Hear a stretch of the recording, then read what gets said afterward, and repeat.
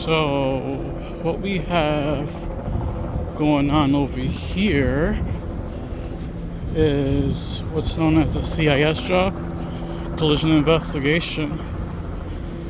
Essentially, it was a police chase, and an individual struck multiple pedestrians. So, they're doing an investigation right now with the highway patrol.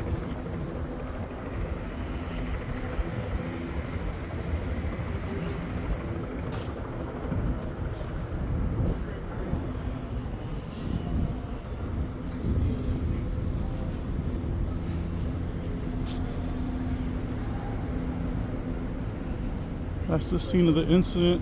Those are the CIS officers. We're gonna come around these containers.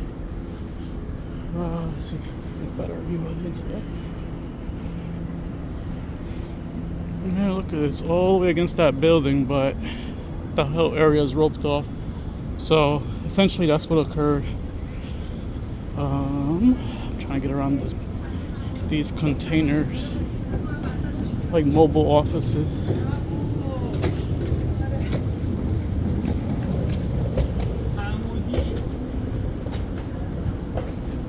But the whole street is closed. It's a big crime scene. It stretches from all the way this way, all the way across.